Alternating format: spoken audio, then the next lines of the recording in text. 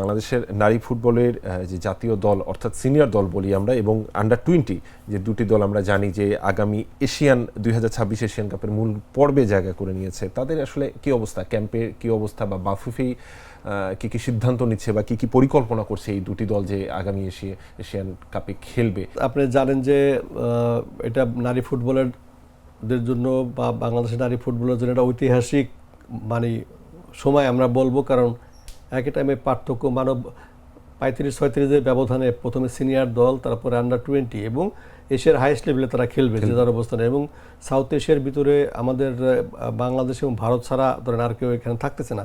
তো সবচেয়ে বড় কথা হলো যে এটা বিএফএফের একটা মধুর সমস্যাও আছে। ধরেন এই দুইটা টিমের আপনার সেই আগামী মার্চে ন্যাশনাল টিমের খেলা এশিয়ান কাপ অস্ট্রেলিয়াতে, তার পরবর্তীতে আপনার এপ্রিলে গিয়া আন্ডার-20 খেলা থাইল্যান্ডে, এদেরকে প্রিপারেশন করা, প্র্যাকটিস ম্যাচ খেলানো, বাইরে পাঠানো, সব কিছু মিলিয়ে একটা পরিকল্পনা। এবং এখন যেহেতু ক্যাম্পটা বন্ধ আছে এবং আমরা সেপ্টেম্বর 1 তারিখে মানে ক্যাম্পটা আবার শুরু হবে, মেয়েদের ক্যাম্পটা, এবং তারা আগেই আপনার কোচ বিএফএফকে একটা প্ল্যান দিবে এবং তারা খুব সম্ভবত একটা ভালো সময়ের জন্য জাপান যেতে পারে, মানে প্রস্তুতির জন্য, কন্ডিশনিং ক্যাম্পের জন্য।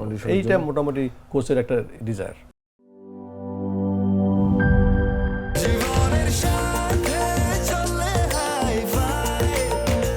স্বাস্থ্যকর অল টাইম ফ্যামিলি কেক, সব সময় অল টাইম হেলদি লাইফ।